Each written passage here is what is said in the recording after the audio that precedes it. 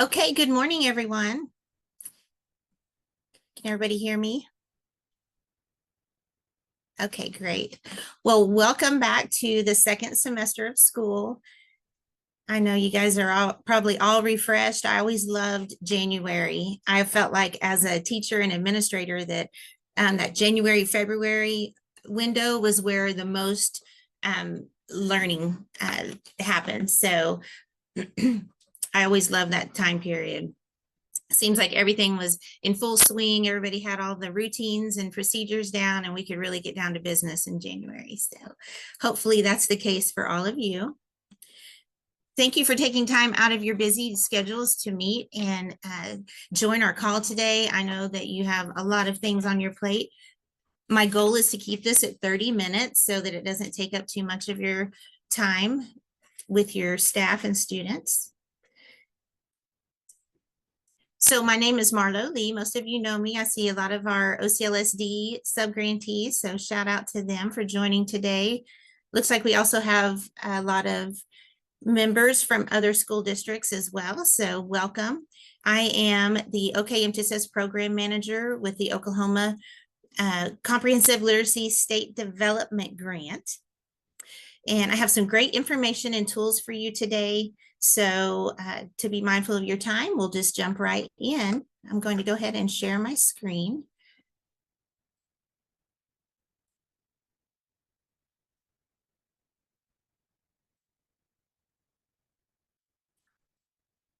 Okay. Can everyone see my screen okay? My presentation? Awesome. I remember my first call, I was like, I could not share my screen. So I have a little PTSD about that, I think. So, okay, well, we'll get started. I also have on the call with me Paige Gossett, and she will be dropping things in the chat for you. So if there's a link on a slide, and we'll share our slideshow as well, but she'll drop those links in the slides so you can download them as we go through the presentation if there's anything that you want to use. And then I think we also have Emily Trowbridge, the director, and probably Tyler Hensley. So our team of 4 at the OCLSD grant. All right, so let's go ahead and get going here. A couple of these slides you've probably seen before, and we repeat those because we want this to become second nature to you. Let me move that little thing out of my way so I can see.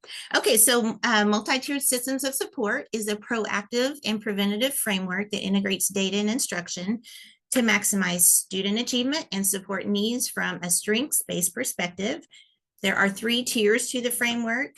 Tier 1 is universal supports for all students. Tier 2 is targeted support for some students. And then Tier 3 is for a few students needing intensive support. And of course, there are the 5 domains of MTSS, which are screening, progress monitoring, database decision-making, multi-level prevention system, those 3 tiers, and then the infrastructure. And so this is our framework, the MTSS framework. It has 3 columns: data-driven decisions, sustainable teaming, and then evidence-based practices. Today, we are looking at leadership support. So this call is all about leadership support in your districts. And then we're going to focus on Tier 1 universal school-wide supports with a behavior focus today. So our last call was focused on academics. We're going to take a look at the behavior side of Tier 1. And so MTSS is response to intervention and PBIS put together. And so that's where the behavior part comes in under MTSS. And then our common misconceptions are that MTSS is not a special education initiative. It's not for just some students. It's not only elementary school focused, and it's not a program that you can purchase. It's rather a general education initiative for all students, elementary through high school. And it's a system or framework that can fit with any school to improve student outcomes in any area. And so looking ahead to 2032 through 2033, Probably those of you that are on the call that aren't part of the OCLSD grant, you're on here because you're thinking, okay, this is coming, this isn't going away, and you're trying to get yourself prepared. So that is awesome.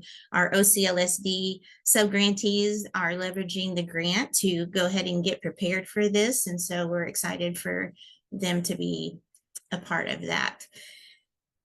So we kicked this off with a focus on the leader's role in MTSS implementation. And so I want to go back over this screen. Leaders ensure MTSS is implemented with consistency, clarity, and sustainability.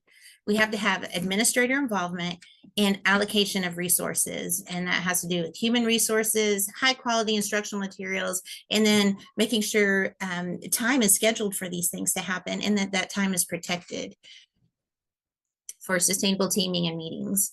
And so there are some key levers that administrators can use to implement MTSS, and that is to establish a vision or cultural or mindset, conduct a needs assessment, which many of you have already done, schedule collaborative planning time for data meetings, PLCs, all of those things, provide professional development based on data. So that those walkthroughs that you do, or your needs assessment at your school that we talked about last time, where are your teachers needing professional development, and then ensuring fidelity of implementation. So when they do start implementing it, that's we provide you with some checklists and tools to use to measure the fidelity of the implementation.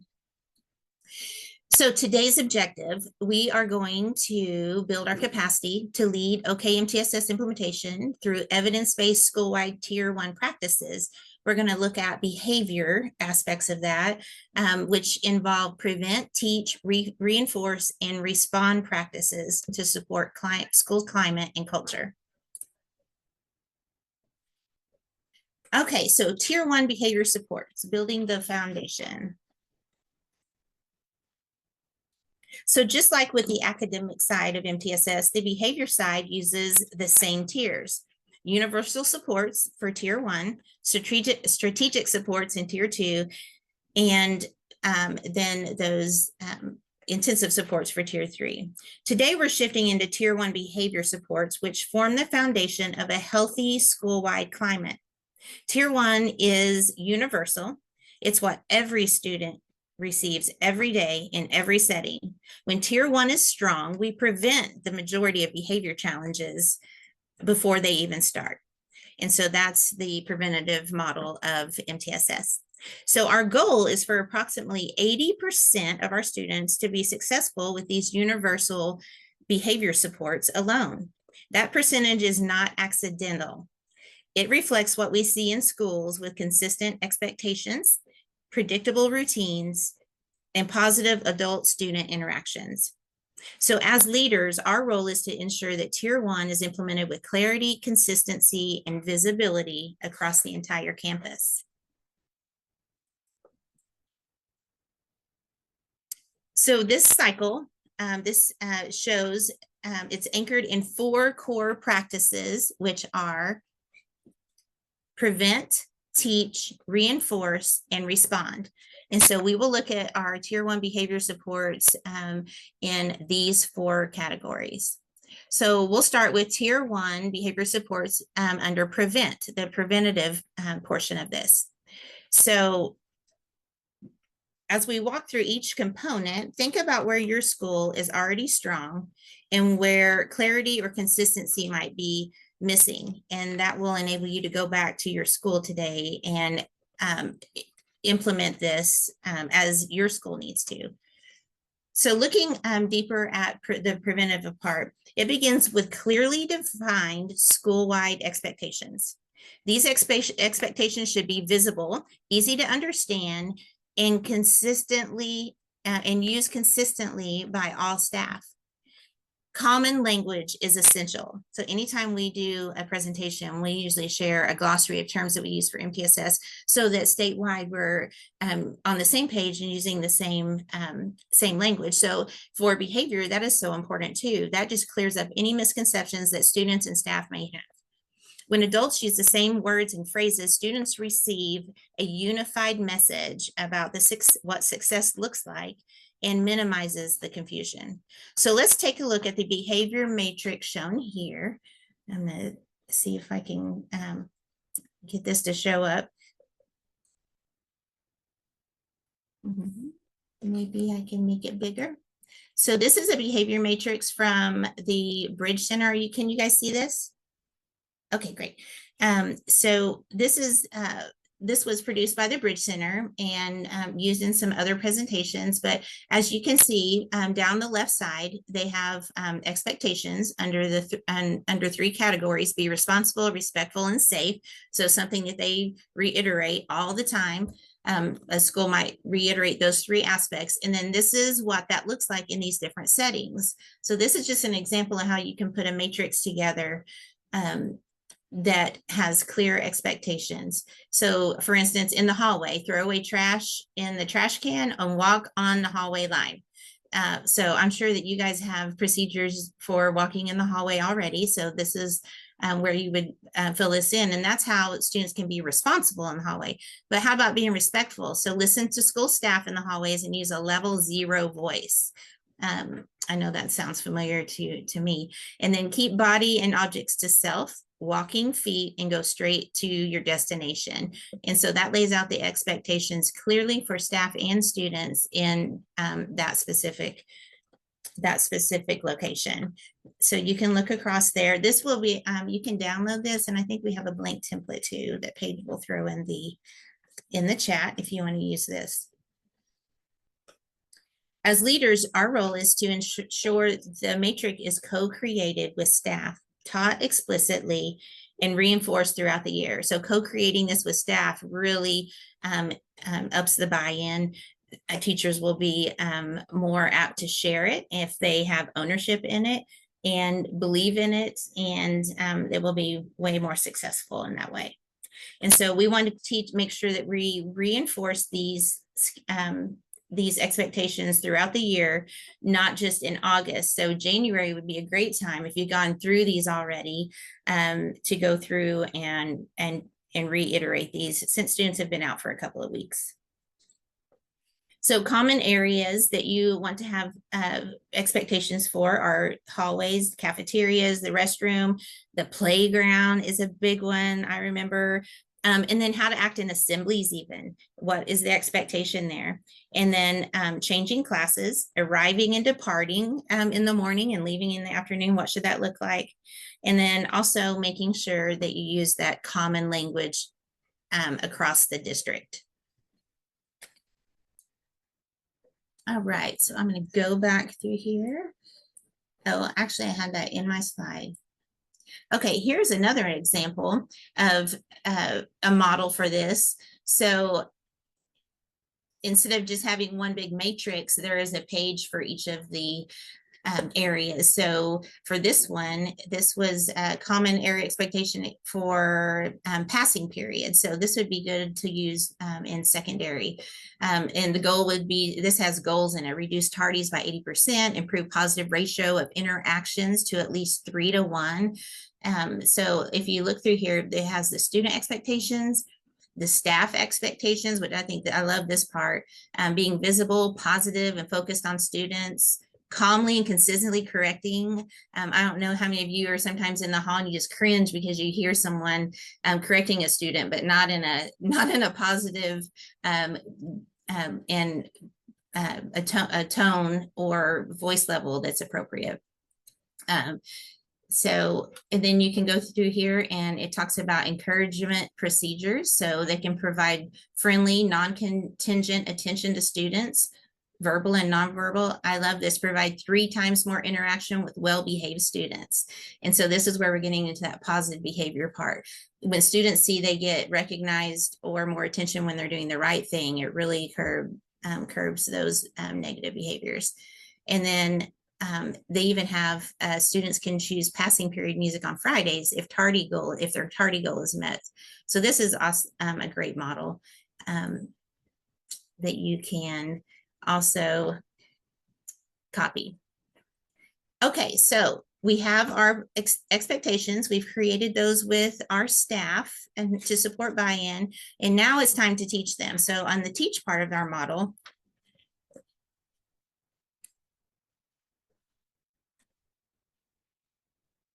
Teaching behavior is just as important as teaching reading or math. Students need explicit instruction in what expectations look like, sound like, and feel like. We often assume students know what we mean by be respectful. Spoiler alert, they don't. If you ask 20 adults to define it, you'll get 20 different answers. And one will involve chewing gum or something random like that. This slide outlines a simple teaching routine. So teach is explicitly teaching expected behavior. What it is, cafeteria behavior. So that's the focus. I hope you can't hear the vacuum outside my door. I have a vacuum in my ear right now. It just stopped. So hopefully you can't hear that. Why is it important? A cafeteria behavior is important to make the cafeteria a safe, positive, and clean eating and gathering environment for all students and staff. So we're going to teach them this. Why is it important? How do you do it? Okay, so then we're going to explicitly teach: arrive on time, stand quietly in line, use your manners, like yes, please, no, thank you, etc. Clean up after yourself and use table conversation. And then we're going to model. Okay, so this is where it comes in. So you're going to say it explicitly, but you're going to model both the incorrect and the correct examples. Modeling the wrong way first in a safe, exaggerated way helps students understand the contrast and increases retention. They love it when you model the wrong way to do this, and then letting them do it. And then,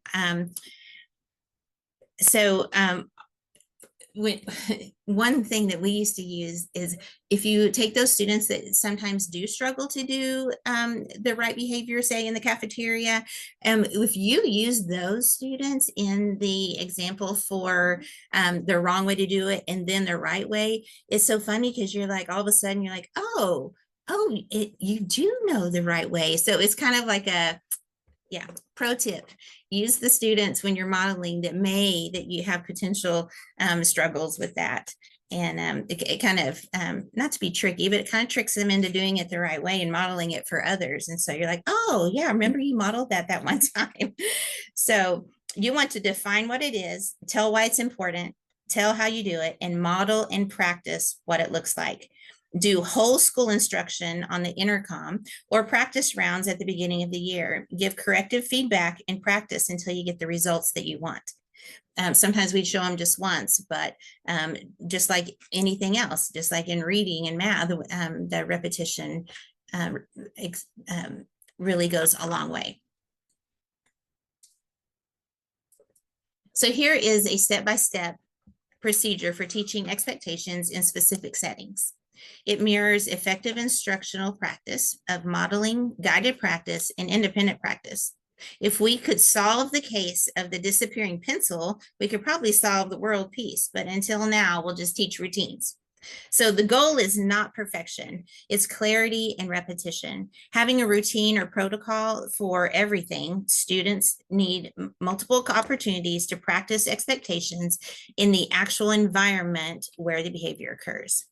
As leaders, consider how you can support teachers with time, materials, and modeling so this becomes a routine part of Tier 1. And so, for instance, your morning announcements. This is a great place to say, hey, today we're going to be looking at hallway behavior. Everyone's focusing on hallway behavior. Go over the rules for hallway behavior and review the protocols, and then have your staff, you and your staff are watching. Everyone's watching hallway behavior that day, and we're giving positive reinforcement for the students that are doing it well, instead of making a big deal and calling out the ones that are doing it wrong. So we have to teach what we expect using evidence-based instructional strategies, just like we do in class. So number one would be take students to a specific setting for the teaching and practice of the expectation. Request the attention of all students. Introduce expectation, then each rule for the expectation. Demonstrate negative examples of the expectation and rules. Again, they love that. Ask students to specifically identify which rules were not followed, and then praise correct responses. The teacher demonstrates the rules. Students take turns demonstrating the rules for other students. And then you repeat steps 3 through 7 for the other expectations, perform all demonstrations in an exaggerated, funny manner to promote retention. So getting that buy-in and through engagement. Okay, so does that make sense? So just like in class, tier 1 expectations are taught explicitly and modeled just like you would for academic side. Okay, so tier 1 behavior supports. Engagement access are non-negotiable in tier 1. Students must be able to access instruction and stay engaged in meaningful learning. This includes gradual release, repeated practice. Oh, you know what? I got ahead of myself. Tier 1 must meet needs of all learners, which means differentiation is essential. Differentiation is actually not a tier 2, like some of us believe. It's part of a high quality core instruction in tier 1. This slide highlights key strategies that you can use for differentiation in tier 1, and not just academics, but also in teaching behavior. Give high opportunities to respond. So you can do that through modeling or just asking the questions. Universal supports and access tools. Flexible grouping and active learning structures. So getting them involved in the learning. Clear, visible learning targets and checks for understanding. So making sure that we're posting our expectations and that we're delivering those in clear, universal language. And then checks for understanding. Make sure that they understand. You know, you can do the thumbs up or sideways or thumbs down, or there's multiple ways. Just observing, you can see who's understanding it or not as they're walking down the hallway if you've taught hallway behaviors recently. And then differentiating response options. And so this has to do with whether you're doing academic or behavior. You know, your Bloom's higher level questioning stems, you know, that's how you can differentiate with your students. Students that are struggling more, then you can use the lower end ones, and those advanced students, you know, have them do some more deeper understanding, more critical thinking questions, stems. And then make sure it's student-centered in real-world contexts. Okay, now on the engagement and access part. So engagement access, like I said earlier, are non-negotiable. Tier 1 students must be able to access instruction and stay engaged in meaningful learning, like I'm using gradual release of responsibility. So that's scaffolding, taking away repeated opportunities for practice. So we want to do that with behavior as well. Reteaching, embedded, not tier 2 interventions. That means reteaching happens in tier 1. And then multiple methods for instruction. So you're going to say it, you're going to provide visuals, you're going to act it out, all of the things, and then give frequent opportunities for feedback. And you can get creative with that part for sure. Okay, so now let's go to the reinforce. So we've talked about I'm going to go back to this on the screen. We've talked about prevent, teach. Now let's talk about the reinforced part. So we've come up with the rules and procedures. We've taught them explicitly, and now we're going to talk about reinforcement. Reinforce means to acknowledge the positive behavior.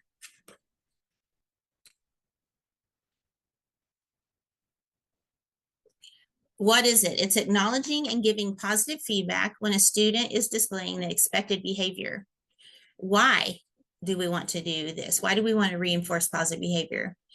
Because attention is received for doing the right thing rather than the wrong thing in a PBIS model to reinforce the behavior, and it encourages this behavior in front of others. How will we do it? This varies by school and grade band. But a simple, hey, so-and-so, you were so polite with the lunch ladies when you said please and thank you. I know that made them smile and feel valued, goes a long way. So just calling out the behavior explicitly, what they did that was great, makes others look at that and go, oh, okay, well, they got some attention for doing that, and you were explicit and told what it was. And so others standing around you know what they're going to do? Especially, this is easier in elementary. You know what they're going to do when they walk up to the lunch lady? They're going to say thank you, and they're going to smile and be pleasant with them. So it just reinforces that behavior with um, the student that you were targeting, and with the positive behavior and the others in line afterwards. I used to get so tickled because if students were walking down the hallway and you could see they were a little squirrely, some of them not doing the expected behavior. As soon as you call out the person that is doing it well, and give them that positive attention, especially from the principal, it's like, oh wow. And so everyone in line would just follow the positive example. And I know as it moves up, but it does still work in secondary as well, just not as apparent sometimes. Okay, so let me make sure I said all the things I want to say about this. So reinforcement doesn't have to be elaborate. The goal is to shift the ratio of interactions so students receive more positive attention than the corrective attention. Your leadership role is to model this practice, encourage it, and monitor for consistency across the staff. So in this model, students get attention by doing the right thing. Intentionally look for and observe expected behaviors. PBIS doesn't have to use tangible rewards either, as some might think. Acknowledgement and positive reinforcement verbally goes a long way. Some schools use gotchas or a house system, or I know one of our schools gives feathers because of their that goes with their school's mascot, but it doesn't really have to be something tangible. Rewards like free time, lunch off campus, and things like that can work as well. Okay, and then the fourth part of this is to respond. So responding to misbehavior is not about punishment. It's about instruction.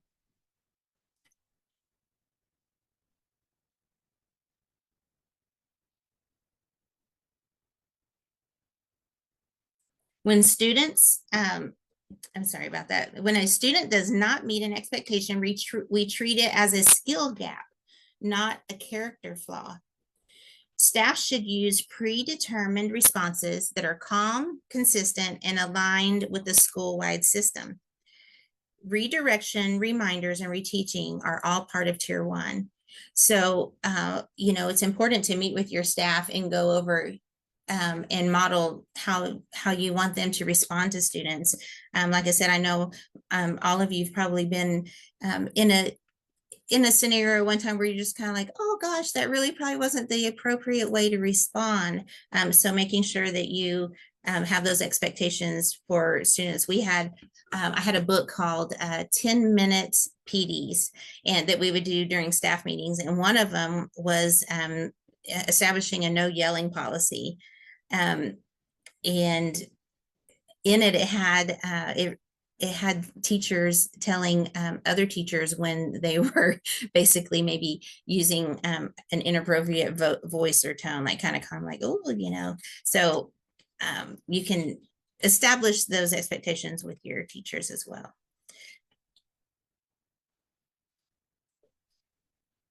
Okay, so on the respond part, staff responds appropriately to misbehavior as an opportunity to learn, not as, okay, there's something wrong with you, you need to go to the office, or you're a bad student. Behavior referrals are followed with differentiated supports.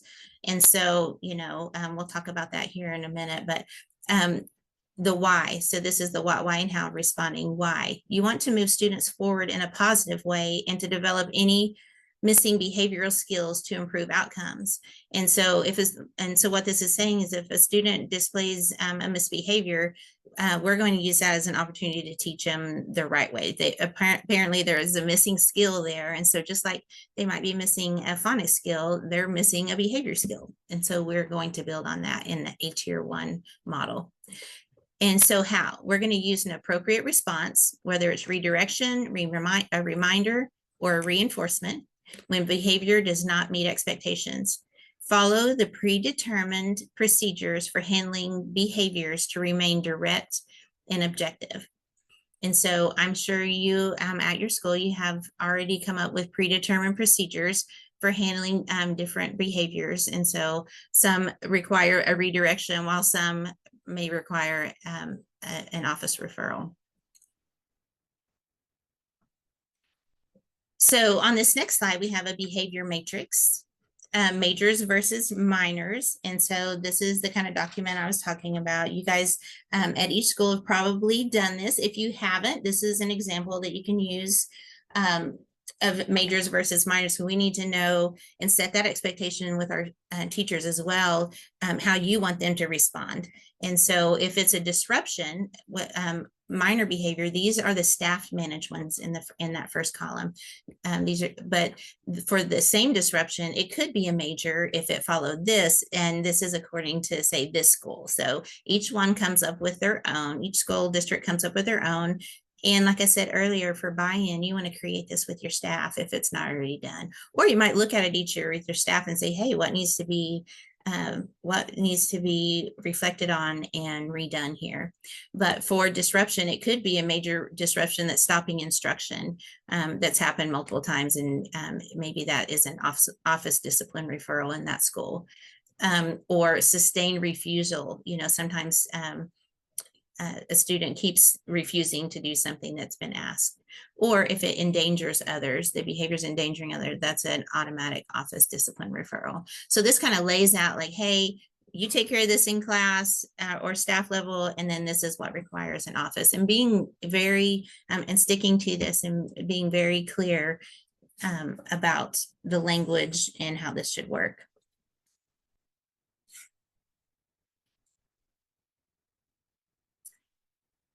The importance of implementation fidelity. So in doing this, so with all of this being shared, this would be a great presentation for you to use with your staff as administrators. So I will stick this in a chat, and then all of the links that were throughout the presentation, I know that Paige is monitoring those and sticking them in the chat for you. One last thing is a fidelity checklist for administrators. The importance of implementation fidelity really falls on administrators. That is our job to make sure that it's actually being done. We can teach it, and we can tell them all these things, but if we're not checking in and making sure it's done, it's probably not going to be to the level that you expect it to be. Without fidelity, we cannot attribute outcomes to the system. So we can't tell if it's working or not if we're not checking in on the fidelity. We want to build a culture where fidelity is viewed as a shared commitment to student success, not a compliance task. Fidelity checks, they should be supportive, not punitive. So we're not doing those as gotchas or, oh, got you not doing it. They should be supportive and give you feedback and data on what your staff needs. They help you identify where staff needs clarity, coaching, and resources, just like we do with our students in class. So we'll stick that in the chat. Thank you for Paige for doing that. Okay, and this is a tier 1 behavior example of a tier 1 behavior walkthrough form.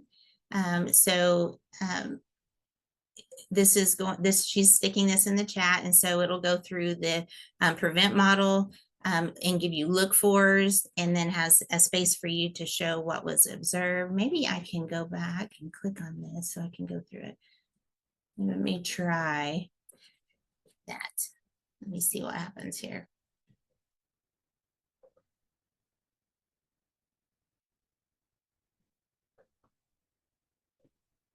I always try to add a goodie at the end. So let's see if this is, go through this with you. Okay, can everybody see that? A fidelity checklist for administrators. I think Donna's giving me a hit. Yes, Carrie sees it. Okay, so this will give you the prevent, teach, and reinforce components. I don't think that's the one I was wanting to open actually, but All right. So I think we are at 30 minutes. So I'm going to pop this survey here at the end so you guys can give some feedback. Well, I keep clicking on it so it goes away. So you can give some feedback about the presentation today and whether it was helpful or not, and what other topics that you want to explore deeper in this. Kind of give us some feedback on how we can support you. So I'll leave that up for just a minute. It should take you just a minute or two to do that. And then on the next screen, I have a one-pager that I'm going to share with you, and make sure you have the registration link for the winter conference and any other calls. If you registered for this call today, though, you're actually registered for the monthly calls already. So you won't have to re-register. So if you'll go ahead and complete that survey real quick.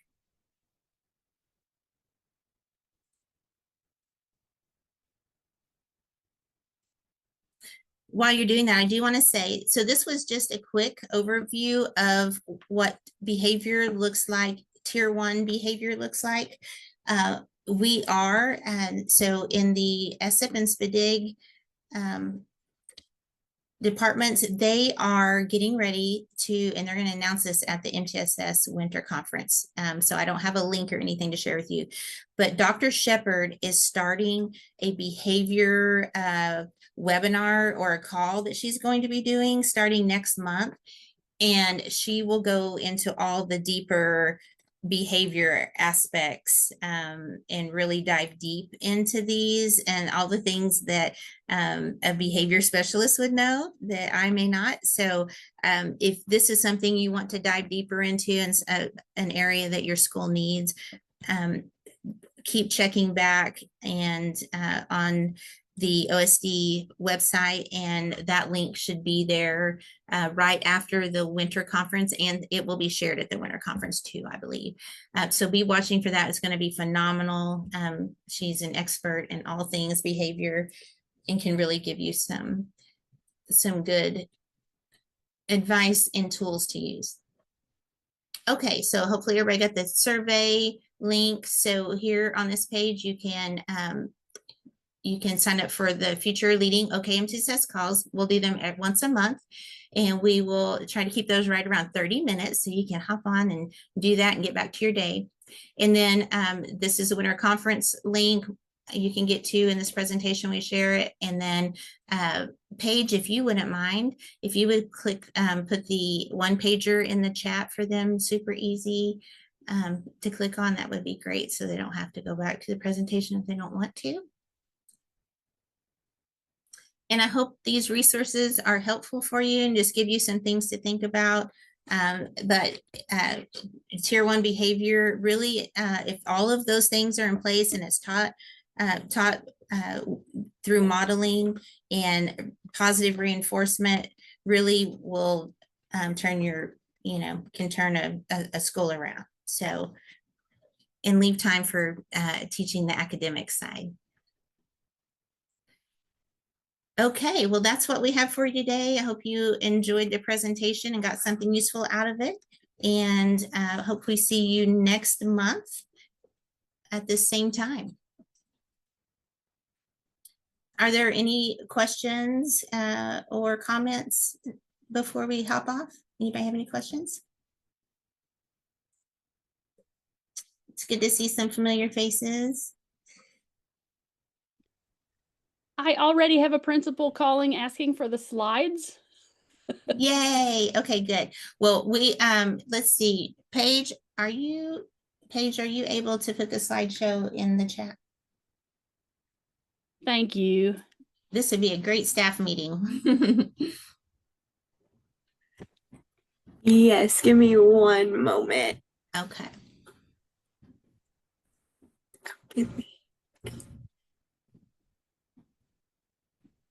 And for our OCLSD subgrantees, we stick this in the hub. If you go to the MTSS section, I believe Paige uploads these to the hub for you to access to. So just in case something goes wrong here. And you don't I did have a message from someone who's not in the grants. Okay. Requesting the recording. Do we Okay. have a plan for dispersing that? Oh, how can we? My plan is to put these on the MTSS webpage. We haven't gotten that far yet, but we still have all the recordings from the last couple of calls that we just started in November. So if you'll check back there, they will be soon. And I don't know, because we can't share the recording until it's done, until we get off of here. It doesn't give us the recording, but we can share that on our webpage. But give it just a couple of weeks, okay? We're still working on that, but that's the hope. And while I'm saying that, this is a good, I don't know if some of you've noticed, we don't send, the State Department's not sending out newsletters anymore. So this, you're going to have to use our websites, our web pages, any of the Facebook pages from the State Department. We'll have good information on them. We were just inundating school districts with all these different newsletters, and we're trying to scale back and be more purposeful. So if you'll use your websites, and then the sub-grantees, if you'll use the hub, you can find everything there. So hopefully that's helpful to you. All right, Paige, are there any other questions or anything else we need to talk about? I think we're good. Okay, well, I hope everybody has a super January, and I hope to see you back next month at this time, and we'll move on to a different topic. Of course, if you need any information or professional development, you can use the contact on this last slide to get a hold of us and let us know what your needs are. So other than that, bye for now, and I will see you next time.